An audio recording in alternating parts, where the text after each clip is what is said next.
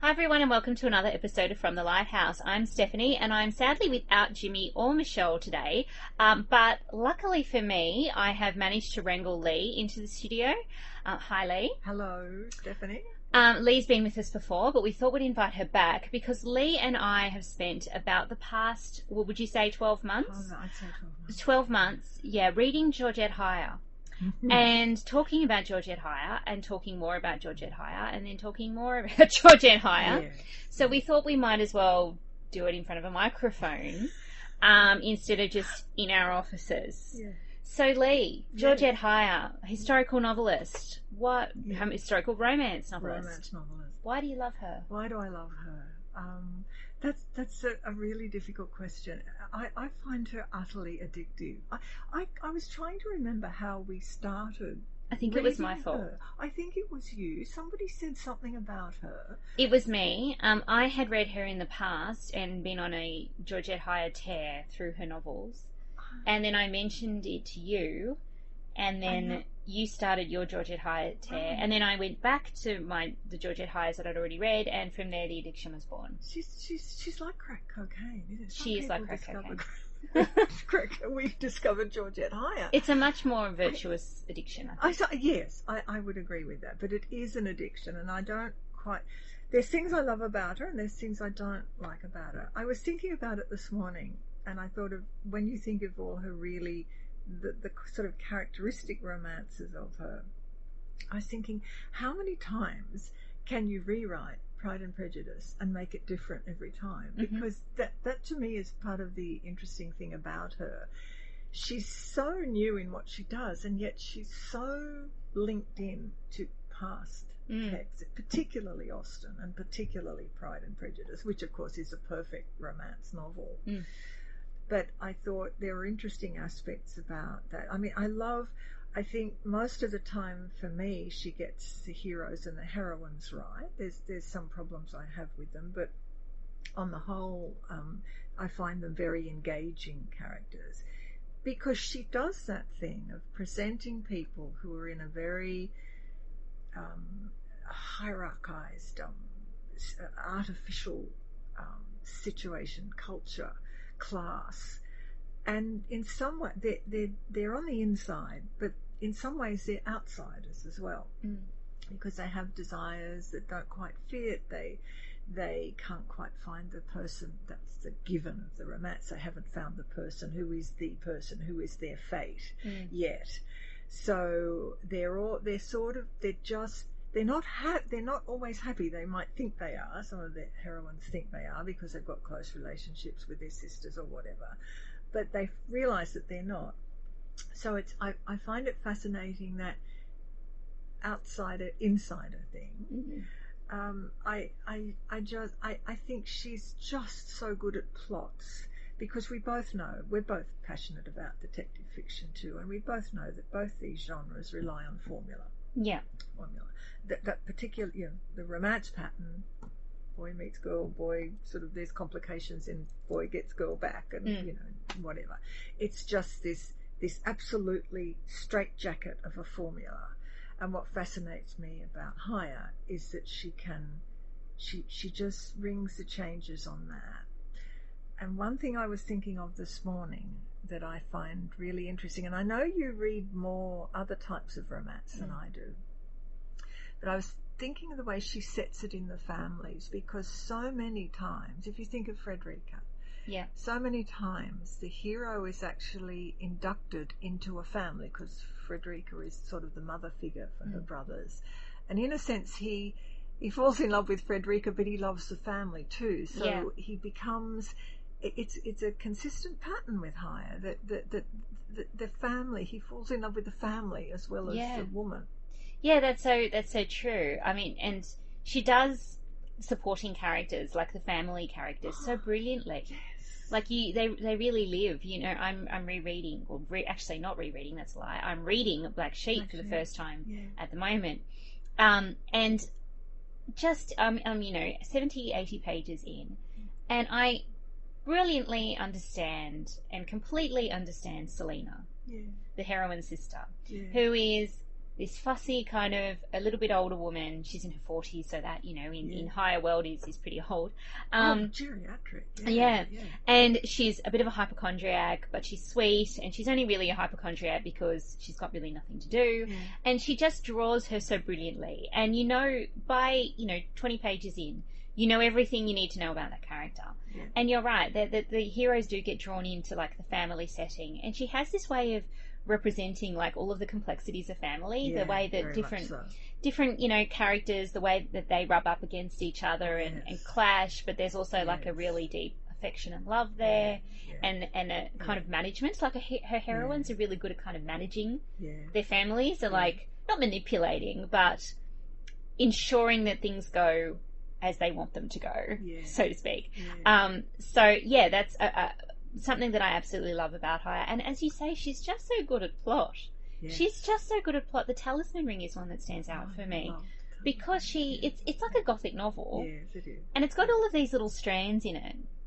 And you think, how is this all going to come together? But then it comes together beautifully with not one strand left hanging. No, never. But not in a kind of creaky, I'm making this happen because this needs to happen.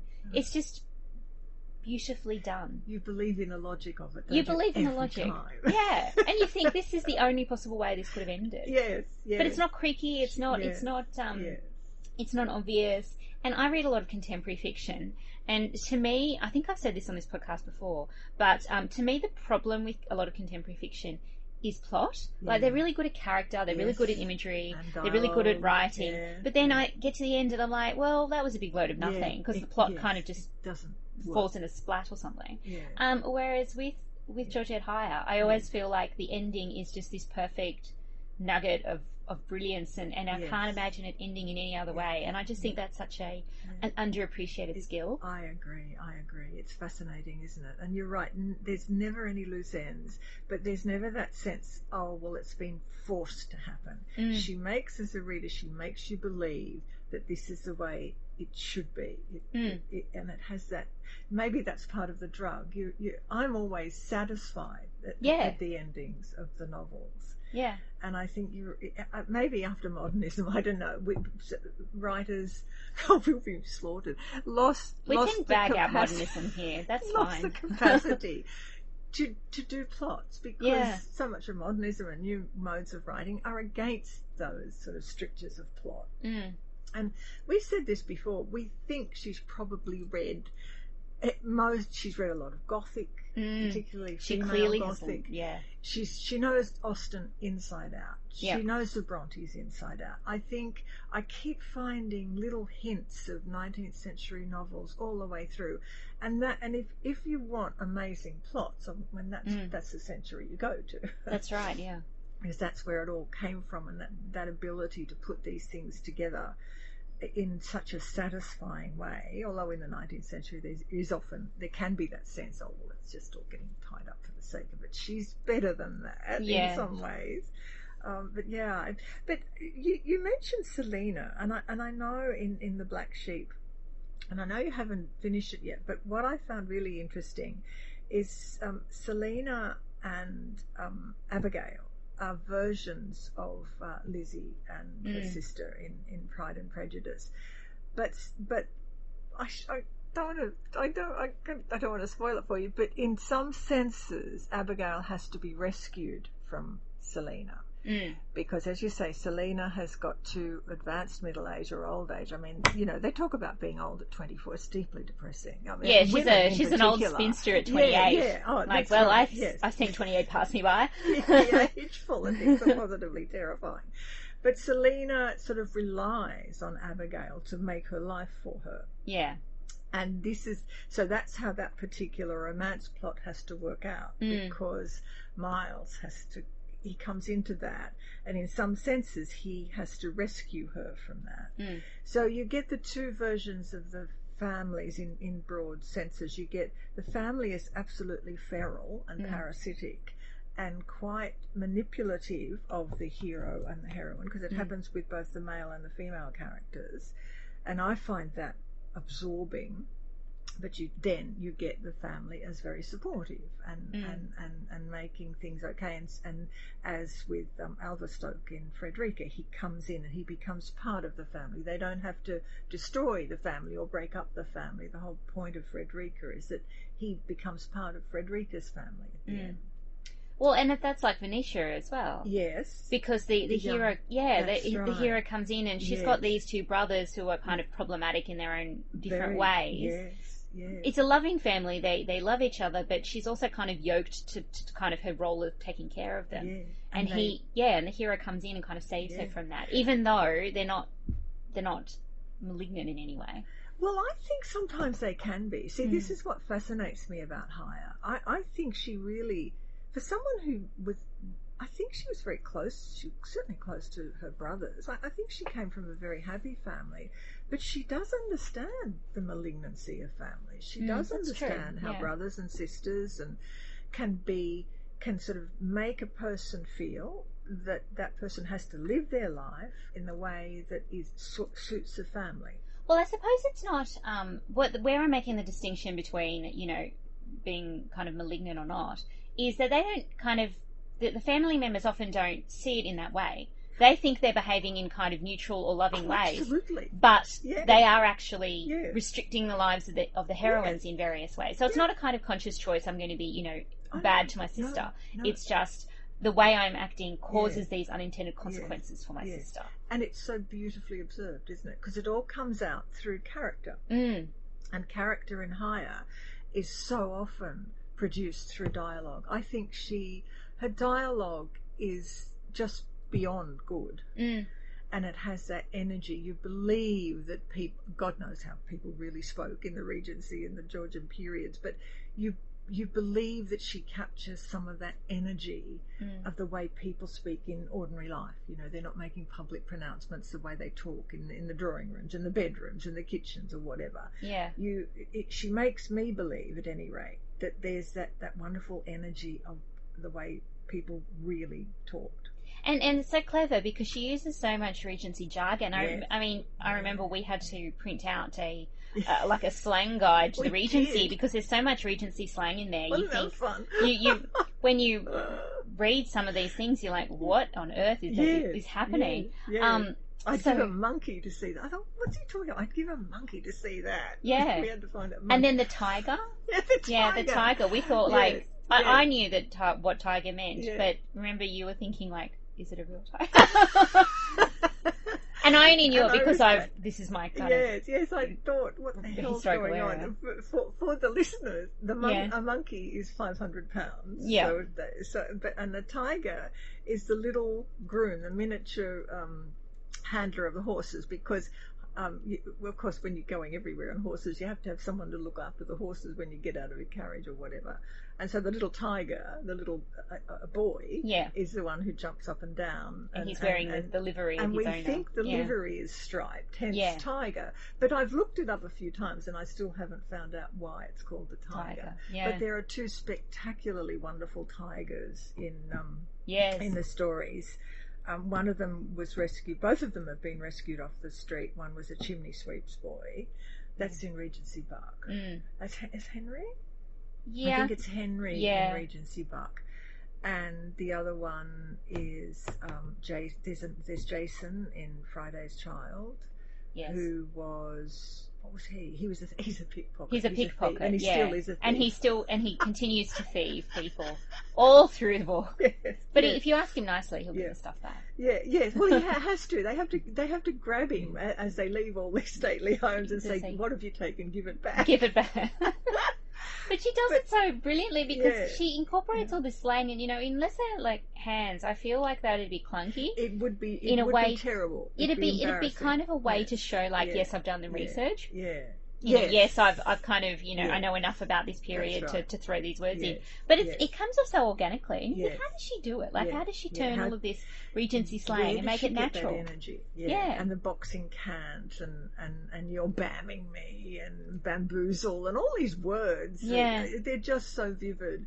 But that, I think, I don't know how she does it. There's a kind of magic in she can make you believe that this is the way people really talk to each other. somewhere. What's the novel? I've forgotten the name of it. The one where the hero locks the hero. Sorry, the heroine locks the hero in the basement. That's Pharaoh's Daughter. Pharaoh's Daughter, yes. And that's so brilliant because she takes you into like gambling halls and all of that, and she uses so much of that the language of gambling and underground kind of clubs and so forth. Yeah. But that's just such a delightful book. That is so funny when she locks him up in the cellar. You've got to love a heroine who locks the hero in a cellar and keeps him hostage for a while. To get what she wants out of him. No, I think, is it Faro or Pharaoh? It's a card game. I think it's Pharaoh. It's Pharaoh, yes. It's spelled Faro. Yeah. But that is it's one of their gambling. Yeah. Because you must know more about this than I do. One of the things that shocked me was the extent to which gambling is part of upper class life. Yeah, well, I mean, it was a huge phenomenon, and it was discussed a lot. The phenomenon of especially upper class women gambling, because that's not something that women should do. And I mean, people got into massive amounts of debt. I mean, Georgiana, the Duchess of Devonshire, was the kind of she was the kind of exemplar of all this, because she lost something like millions of dollars. Gambling away the estate, basically. Yeah, in one night sometimes. In one night, yeah. And I mean, you can understand like a lot of the real class warfare, like proper class warfare going on at the time, because these aristocrats, the privilege that they had was unbelievable. They were losing 20 times what the average family would have to live on in one night. And because it was such a kind of it was a kind of socially sanctioned activity, gambling, although there was anxieties about women gambling, but amongst men it was socially sanctioned. It was just something that upper class men were expected to do. It was okay. You could just go and throw away, massive amounts of money and not think anything of it. And all these exclusive clubs, Whites and Eagles, is it, all dedicated to gambling. Yeah. And I thought, but she does convey the horror of that, doesn't she? Yes, she does. Because a few of the characters in Friday's Child, Sherry is starting to get into real trouble because there's this predatory set of aristocrats who introduce the young heirs of the new estates into these clubs, and I presume they must get some kind of commission. But they introduced them and they just ruined themselves. And a lot of them committed suicide. It's an aspect of it that I find very dark. I think there's a lot of things, because Heyer is writing romance and she's writing social comedy, everything's all right in the end. But she does touch on a lot of really dark places lightly as she goes through. I mean, nowhere is that more obvious, I think, than in the opening of Devil's Cup, where the hero actually kills a man, leaves him on the side of the road, and he is spectacularily unperturbed by it. And she exposes just in a brilliant first sequence just the astonishing privilege that the aristocracy had at this time. He's killed a man, and he doesn't care. Blown his head off, and he's on the road with his brains all over the road. And the only reason they move the body is that the ladies are arriving later and may see the dead man on the road. Yeah. Otherwise, he's spectacularly uninterested in what's going to happen. People keep saying to him, "Aren't you going to move the body?" And he's like, I don't really care. What have I got to do with the body? Why would I trouble myself about such domestic concerns? And you think this is just an unbelievable portrait of a society in which if you're an aristocrat you have privilege, so much staggering privilege to do whatever the hell you wanted. Really nasty. I hate it. I mean, it just and when you think of the kind of poverty that the people who weren't aristocratic were actually struggling through, because I said at the beginning, there's some things I don't like about her, about her novels and the world of her novels, and when you go into that world, you sort of take on, you have to at some level, that the aristocrats are worth reading about and that they're interesting. And at a fundamental, I don't believe that. I think they were predatory and parasitic, and probably ugly with it. But they make a wonderful group of fantasy people, the way she uses them. Yeah. But still,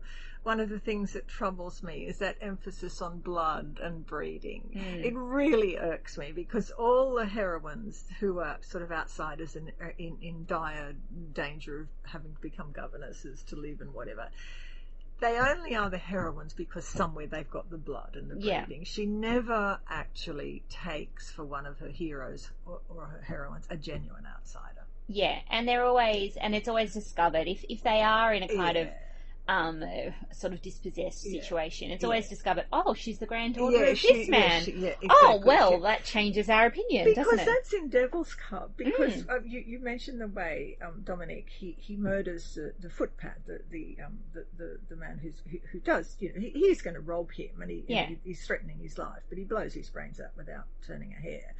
And then the next, and if that's not enough, well, the next bit of trouble that Dominique is in is he abducts the heroine, Mary, thinking it was her sister. So he abducts the wrong sister. But he threatens to rape her. He does threaten to rape her, and it's real rape. It's not pretend stuff. I mean, that is, and he only doesn't do it because she shoots him. Yes. and so I sort of think, oh, what the hell am I taking on when I go into what Antonina calls the text world? Yeah. What do I have to take on to like this stuff so much?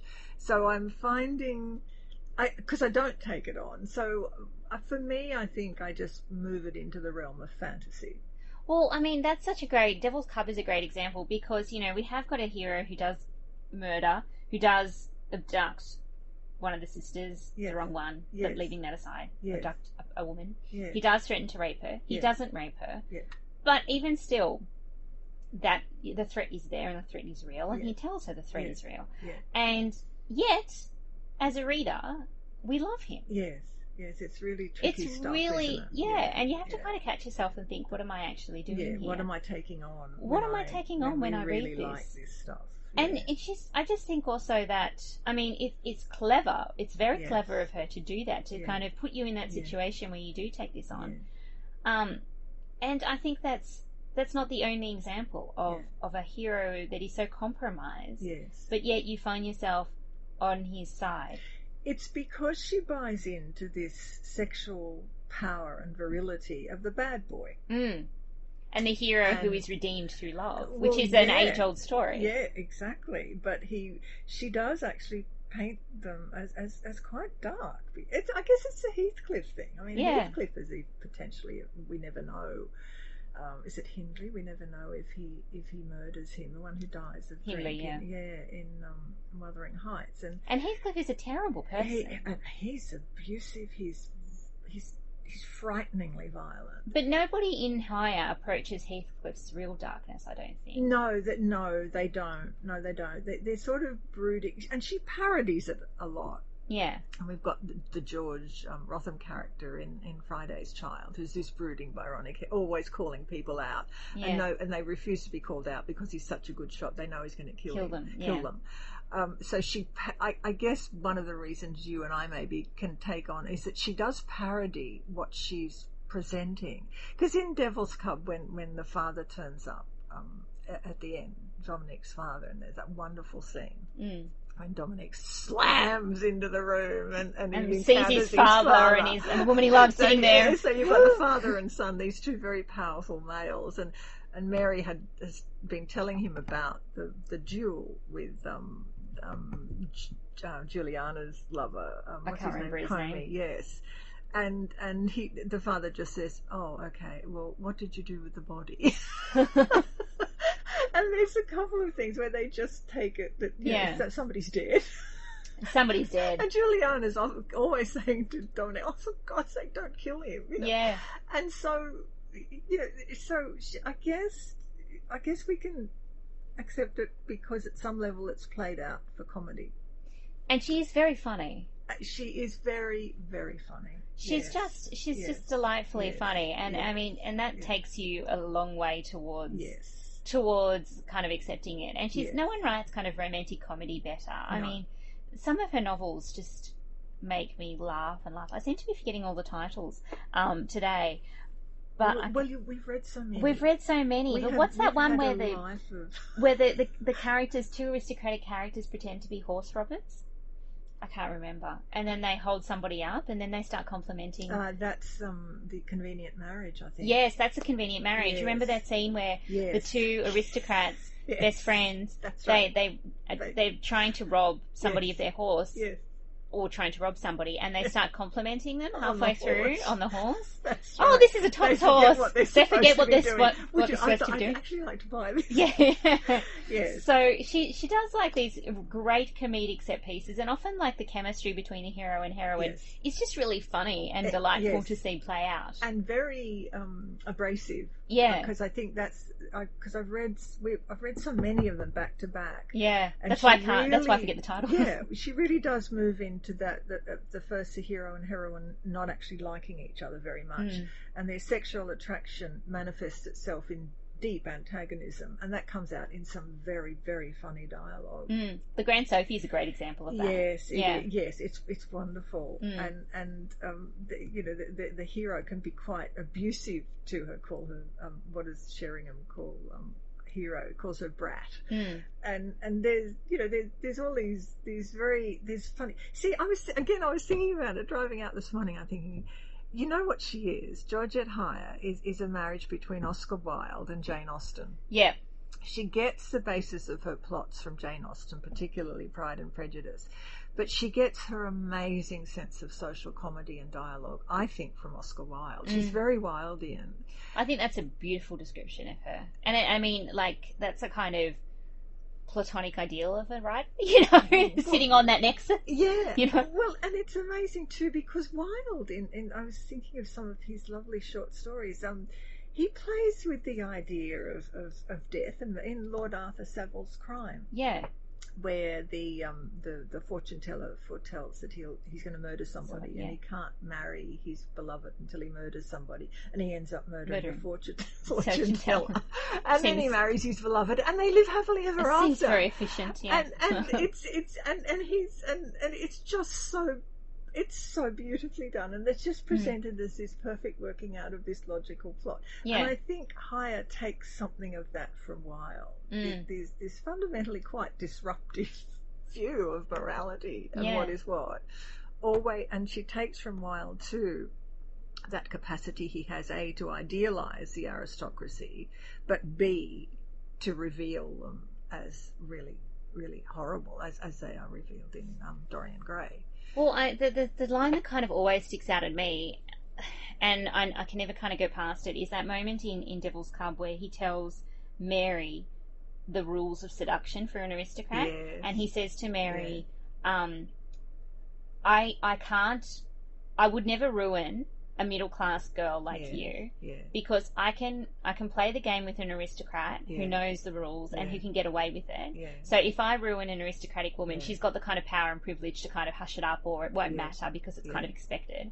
And I can ruin a servant because nobody cares. I can ruin a working class woman because they're just kind of prey, easy prey. Yes. But it's the middle class girl that I can't mess with because there's stakes in the game there. Yes. She will be ruined, and there's nothing really that can be done by her family because her family doesn't have the privilege to kind of shield her from that. But also often the middle class family, the cits as they call them, they have the money. Yeah, that's true. So that reflects that political reality that in order to survive, the aristocracy has to intermarry with the middle class. And this is the rise of the middle class and new money. Rise of the middle class. And what we've talked about this before, what we both ended up feeling was that she, I can't think of a less awkward way to put it, higher middle class-izes her aristocratic males, because they have more middle class moral values. They're not really aristocratic. They don't have that total lack of care for other people that they see as beneath them. And I think that's especially so. I think we've talked about this as well. Is that she changes because she has a very long career. Yes, she does. And as she goes, as she progresses, she starts off writing in the 20s, and then by the time she finishes, it's the 60s or the 70s. Yes. And that's a long period of time. Very long. And so by the time she gets to her novels of the 60s and 70s, her heroes have really become very middle class in their kind of orientation, like the Nonsuch. Yeah. If that's how you say it. Is it none-such or non-such? Is it? I think it's non. I did check this. Non-such. Non-such. Oh, I keep checking. We'll say it in the non or none-such. Her hero is a philanthropist. Yes. And he's That's aristocratic, right. but he also he spends a lot of time setting up schools and so forth for the really poor children, because he wants them. Yes, and he comes from a philanthropic branch of the aristocracy. His mother's a philanthropist, so was his father, and he has a very kind of deep commitment to that. Yeah, so I think that again is a kind of way of both. I mean, in a way, it's getting the aristocracy off the hook by saying, well, they can do good because they are. If they're philanthropic, then that's a good. You know, so we don't have to have a revolution. We don't. We don't have to overthrow them because actually they're spending their money educating the poor. Let them get on with it. Yeah. So that kind of gets them off the hook. But on the other hand, it kind of it does sort of make them more middle class, more understandable, more relatable to the reader. Yes. And I think we can't forget the reader. Like, she's writing schoolgirl fantasies in many ways. This is something I've really been thinking about too, because she said herself in one of her letters, I think to the publisher, that she really wanted to move away from the aristocrats, which were getting fed up with them. But the schoolgirls loved her. They loved the dukes and the earls and the marquises and all that. And so in some ways she was constrained, and she was... have you read Penhallow yet? Yes, I've read Penhallow, yeah. I think that's one of her most brilliant novels. Which is a crime novel, really. And yes, it has a detective in it at the end, and it's usually categorizes one of her detective novels. But that's an upper middle. It's upper middle class, but that's a middle class family, and the family politics in that are just horrendous. Yeah, they're so terrible. They're such terrible people. Yes, they are. And so she's moving into genuinely dark territory with that. But that was one of her least popular novels. The publishers hated it. The readers didn't like it much. And so she had to go back to the aristocratic fantasy, social comedy stuff. Which is a shame, really. Yeah, I think so. But see, I mean, there's middle class snobbery too. I don't know to what degree she was ever able to completely disassociate herself from that hideous kind of class politics that are embedded in every level of the class system. And there's also a snobbery about dismissing them as schoolgirl fantasies, because even if they were read a lot by young women, and that they were read in a fantasy context, isn't that okay?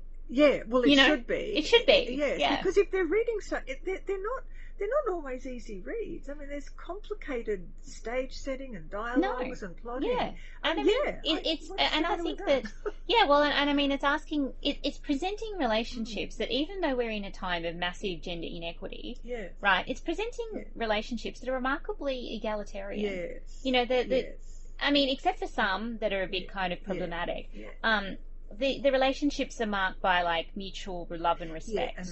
It's not about a man possessing a woman or treating her like chattel. So it's asking, it's presenting love and romance in a kind of egalitarian way. And I'd be fascinated to know if any I'm sure they don't, but young boys read her fiction, because she has the most wonderful male characters. Yes. And a lot of her young brother characters, they're amazing. I love They're just full of life, and they reflect that other strand of publishing, which was the school stories, which began in earnest. It started with Tom Brown's School Days, sort of mid-19th century, but by the end of the 19th century, there's this huge industry in boys' own, particularly boys and girls, but of course, the boys came first, but the boys' adventure stories. And many of those of her novels fit into that, like the Tollgate. See, I think they do, but I would think that probably young school-age boys,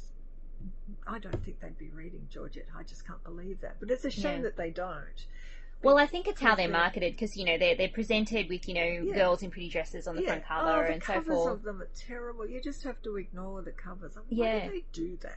Oh, I think it's just makes it marketing departments. But they're presented as like girl girl books. Yeah, girly. You know, and girly no boy books. would be caught dead reading them. And yet they're full of fascinating male characters. They're full of fascinating male characters. They're full of adventures. You know, many of the novels, not all of them, and many follow a kind of real adventure narrative. Yeah, they do. They're adventure stories. Yeah. See, I got my husband to read The Tollgate. And he very obedient. and he I mean, he wasn't raving about it, but he said he liked it. But he reads the Patrick O'Brian seafaring stories set in the Napoleonic Wars, and he was really interested in the historical aspect of it. So he wasn't, as you say, he wasn't reading it as romance. He was reading it as historical. I don't know, fantasy, but historical stuff. But I think we should talk about the historical stuff, because that's I think, really one of the most interesting things about Georgette Heyer is how learned and knowledgeable she was in the history of the 18th century, and but more particularly of the Regency, because that's what she's known for writing about.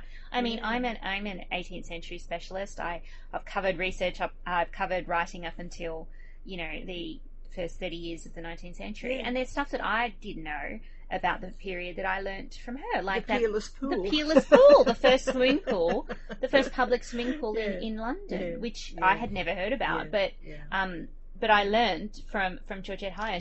She's so the verisimilitude in terms of historical detail is unbelievable. It's absolutely detailed and spot on. And the way, I mean, I don't know as much as you do about the fashions, but she's so careful the way she describes all the male clothes, and you can see them changing as the period goes. We move from the Georgian period, where it's all lace and ruffles and wigs and powdered hair and men wearing makeup. I mean, don't you find that fascinating? Yeah, well, and especially in the Georgian, the 18th century kind of novels, the before she gets into the Regency stuff, like I'm thinking about the Black Moth and Devil's Cub Black Moth, These Old Shades. These Old Shades in particular. And the Masqueraders. These Old Shades is probably the best example of that. Is the men are dressed much more flamboyantly than the women. And they wear jewellery, they wear beauty spots on their face. They do, and they wear powder, and they wear rouge, and they wear wigs, because in the one where the Cinderella, it's a male Cinderella story, Powder and Patch. He's the bluff, blokey kind of man who is beloved won't accept him because he's not dressed like the macaroni. He's not playing the effeminate male that is the deeply masculine male in it. It's still very confusing, but he has to have his hair all cut off so that he can wear the wigs. And there's that lovely scene at the end where she loses the locket, and it's got a lock of his hair in it, and she says to him at the end, "Oh, your poor hair," because he's had to have it all shaved off so he can put these immensely large and ornate curly wigs. Wigs on. And it just shows you too how kind of artificial and constructed these notions that we have of masculinity and how men should dress, because it's, even though these men are, you know, powdered and patched to within an inch of their lives, and they're in high heels, they're in pink, you know, flowered brocades and silks, but that's the epitome of masculinity. That's the epitome of like your hot kind of stud of the time and is dressed in pink ruffles. Male. And she actually manages to convey that, doesn't she? Yeah, because they've got that. In some ways, it makes them a little bit sinister, because they have all they kind of take on an empowered femininity, don't they? Well, there's that beautiful scene in These Old Shades where Avon is like unmasking the kind of plot that has kept Leonie out of her inheritance, and he's there in like an outfit head to toe of gold, and sparkles and like glittering with diamonds, and he's got this walking cane, which is, you know, he's not on a, he doesn't need cane, it's an affectation, ornamental thing. And so, and he's this amazingly over the top figure, and yet he's so menacing and threatening, and you think like a man these days, if he turns up in, you know, gold pantaloons with, you know, ruffles and diamonds and a wig and, you know, makeup and rouge, all this, you would think he was dressed in an effeminate way, but here he is the epitome of masculinity. Male. That's right. So it's that kind of double whammy of the virility and aggression of the male with the peacock qualities. I find it fascinating, but also a bit appalling. But isn't it interesting? Beau Brummell, who haunts all these stories, and who appears in some of them, he was the one who changed all that. Yes. Because we've become obsessed with Beau Brummell now too. Yes, we have. But Brummell was the one who made all that look silly, all that macaroni stuff, with the wigs and the cane and the makeup, the makeup.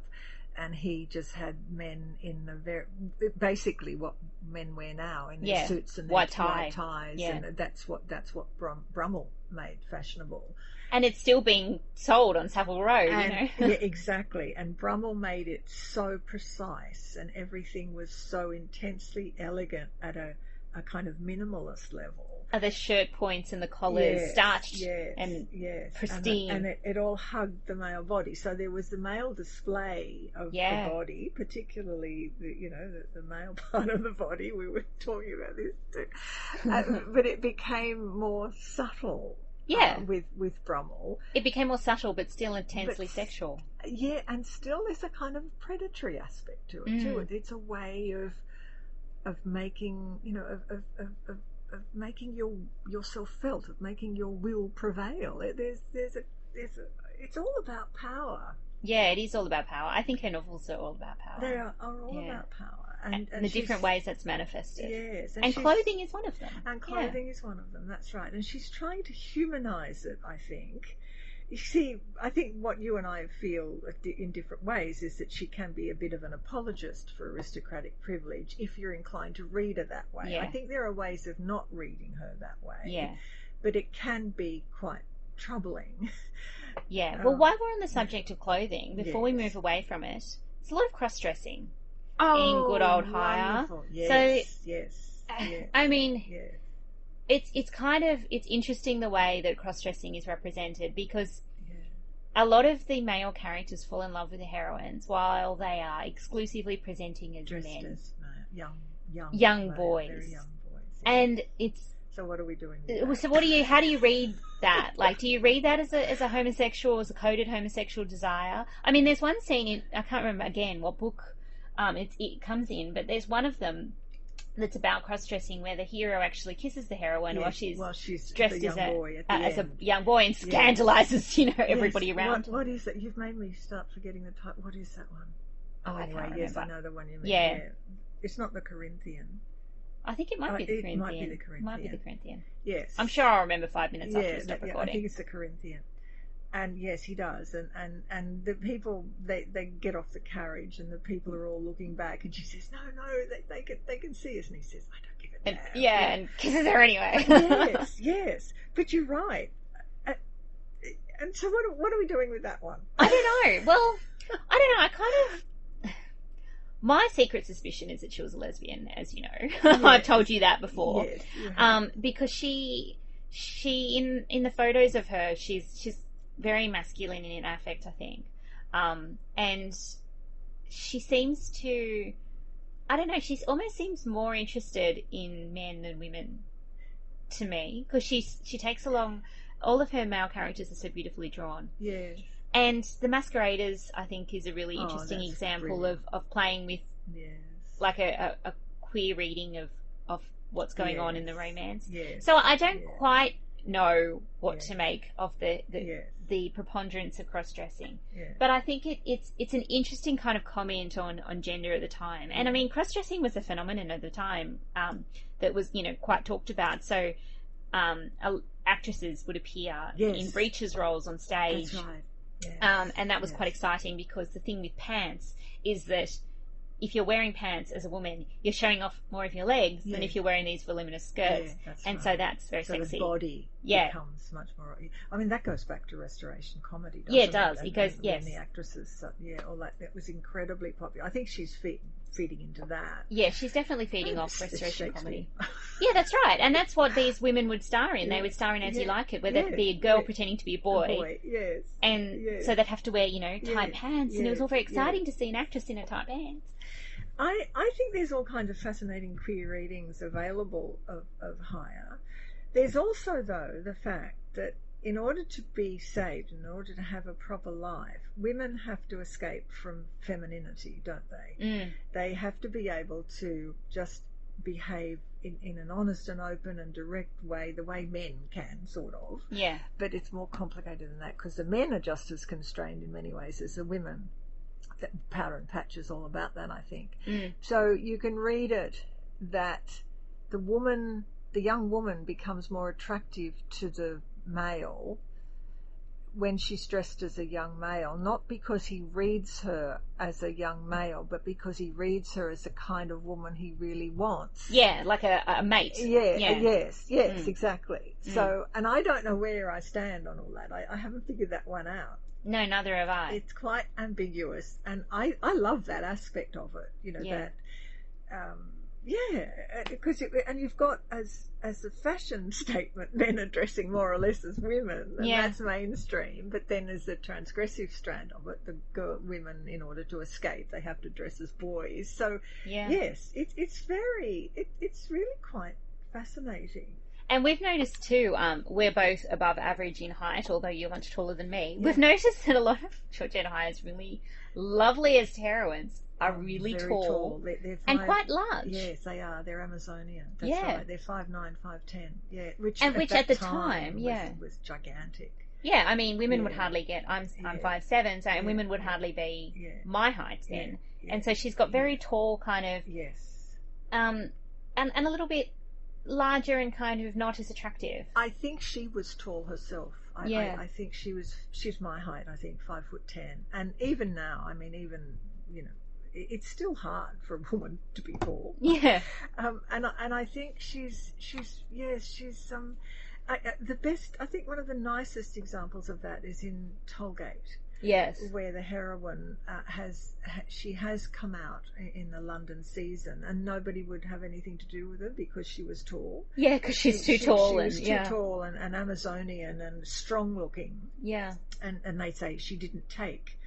And so she retreats, and that's when the hero, who is gigantic, I mean, he's well over 6 foot, he's this huge man. He's one of the loveliest of her heroes, the soldier, the returned soldier. And he loves her, and she's almost on a level. No, I think he's one of the few people who make her look not short. Short. So she plays all kinds of games, because Prue in The Masqueraders is very tall. Yes, isn't she? and remember, is it Anthony? Is the Man Mountain? Yes. Is it Fanshawe? Sir Anthony Fanshawe, something like that. Yeah, and he's the Man Mountain. Huge. He's big. Yeah. And again, she can. Yeah. There's so much gender play in The Masqueraders, because okay, so the conceit of that story for the listeners is that it's a brother and sister, and they've gender swapped. Yes. For various complicated reasons. It's to hide their identities. Yeah. So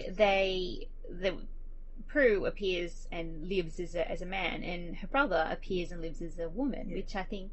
And their brother, their brother and sister. Again, is quite interesting, because I think it's, in the history of kind of cross-dressing, it's always been kind of acceptable for a woman to dress as a man, but in certain ways, anyway, more acceptable than it is for a man to dress as a woman, because effeminate is bad. Yeah. Yeah. But yet this man is a wonderful woman, and he's got women and they're all interested in him. Everyone loves the way he looks as a woman. Yeah, and they say, oh, you're such a beautiful, sexy woman.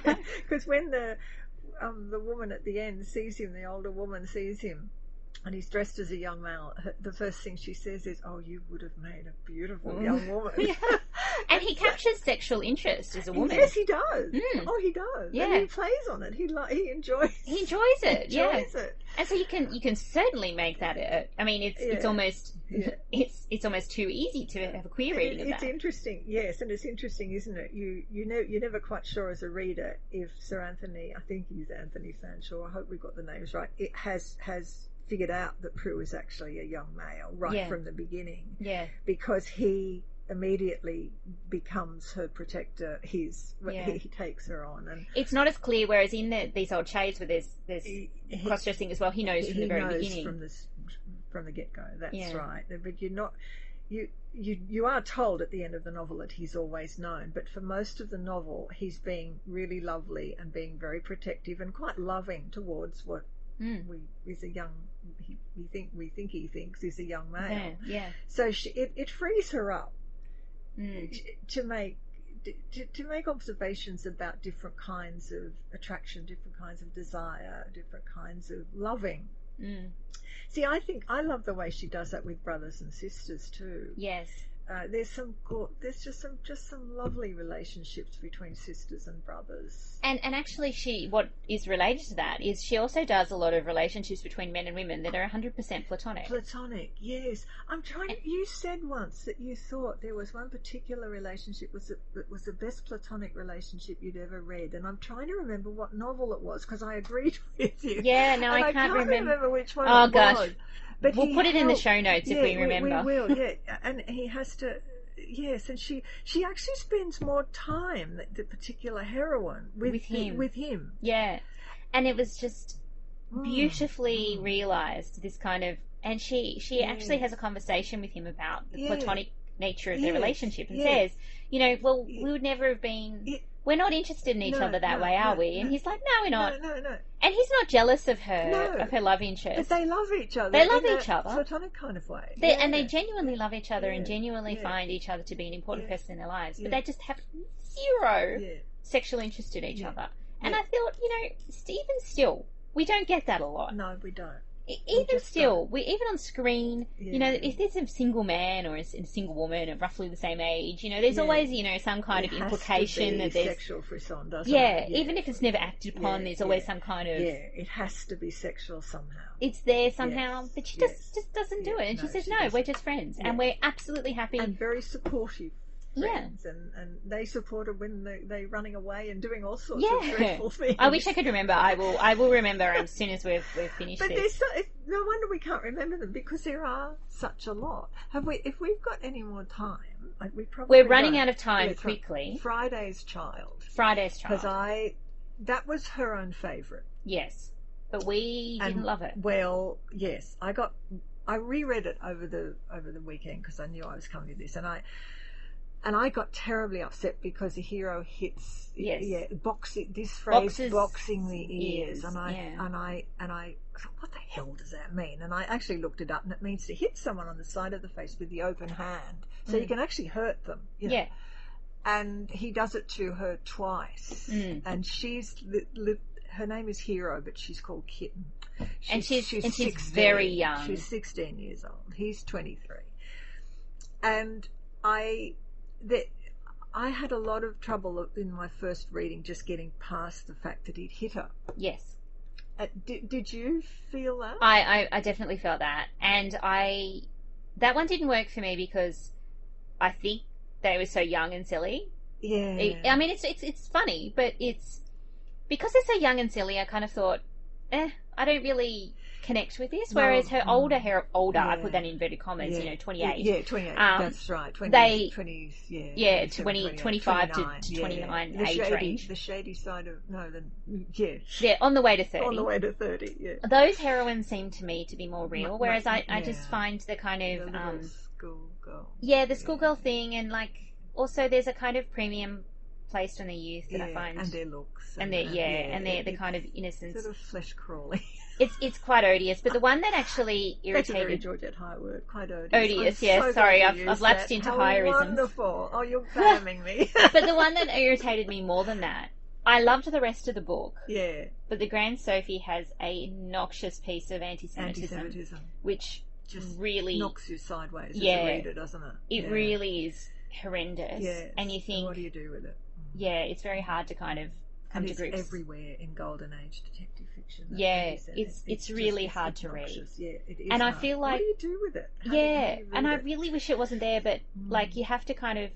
And I love everything in that book that's not that horrible chapter of anti-Semitism. And you think, I can't I feel like I want to excise it and just, take out that chapter and just pretend it never existed. Yeah. But at the same... it's caught up with those values, isn't it? Yeah, and it's intellectually dishonest to pretend it's not there. No, that's exactly right. So we have to deal with it somehow. We have to deal with and grapple with her less attractive kind of violence, the way she glamorizes violence, because the really sexy male is potentially violent in Heyer. Yeah, that's right. And you can't kind of elide the fact that they often can rape. Well, in the Devil's Code, he's a murderer and a would-be rapist. And a would-be rapist, So what do we do with it? What are we going to do, Stephanie? I don't know. Let's be intellectually dishonest and think about and think about what we do like before we go. Mm. This is probably a very horrible question to ask you, but if you had to pick one higher... Oh, don't do this to me. Okay, No, I'm going to say mine. Yes. While you think. All right. Okay. All right. Venetia? Oh! Yeah. I just absolutely love... Like, I Yes, find so that do the I. couple Yes. in Venetia to Yes. be so Yes. cute and sexy, and I don't know, I just love... And he's a rake. But But he's he's a good noser. rake. Yes. He's not a rapist rake. Well, he does though. At the beginning. Oh, he says something about being in an orgy. no, when he first meets her and he thinks she's on his Oh, he's a yes, that's trespasser right. on his property. Yeah. And he grabs her. That is true. And he Oh, gosh. Stephanie, I'm really disturbed by my own proclivities now. See, this is what I say. Let's move on Let's from move on. Stephanie's Well, weird taste. I love Venetia too. I love The Reluctant Widow. Oh, I do Because love her. I think it retells Jane Eyre in a fascinating way, and it's such. And a again, good she's an older heroine, and she's a much older heroine, and he's a lovely. He's just this common sense, wonderful hero. I love Cotillion because the hero is a hero because he knows how to get a cab in the rain. Yes. Not because, and she deconstructs the Regency rake or the Yes, rake. that is a very clever one. In that one, I love Arabella. Yes. She's a young heroine, but I love the way she has the social conscience. Yes. And they have to look after the little chimney sweeps boy. Yeah. And she foists the dog on him, Ulysses. Oh, the dogs. Yes. Yes. See, there's and I love Frederica. Because of the two brothers, and I did warm to Friday's Child because of the three friends of Sherry, the hero. They are hilarious. And as I was reading it over the weekend, I thought she's almost marrying them as much as she's marrying him. Well, that goes back to that big point we made at the beginning about marrying into the family. Yes, yeah. And they adore her. And Sherry has to come to terms with that, and he threatens to kill George because he thinks it's sexual, because George actually kisses her. And so I was actually more interested in the complexities of what she was allowing the heroine to feel and do in Friday's Child. But there's still the violence, and there's still the rape. There's the anti-Semitism. I don't know. What do we do with her? Well, I think that we read her. I would encourage our listeners to read her too, because she's so wonderful. And once you start, you will never stop. And luckily there's, 50, 60 of them to get through? Yes, there are 50, 60. And once you read her, you will want to read Oscar Wilde. You will want to read the Brontes if you haven't already done so. You will want to read Jane Austen. You will want to read female Gothic. You will want to read 18th and 19th century novels. That's right. So it is just the gateway drug to so much. Gateway drug. Thank you so much, Lee. Thank you, Stephanie. As you can tell from the enthusiasm with which we've approached this podcast, we could talk for maybe 5 more hours, probably more. We do have to go because we're going to lose the studio in a second. Thank you again, Lee. Thank you, Stephanie. It's been a grand pleasure. It has been a grand pleasure. I feel like that should be the name of a novel. This has been another episode of From the Lighthouse. If you could please rate and review us on iTunes, that would be greatly appreciated. And send us any feedback or suggestions for future episodes. You can send them through an iTunes review or through our website at fromthelighthouse.org. We will see you again in 2 weeks. Bye.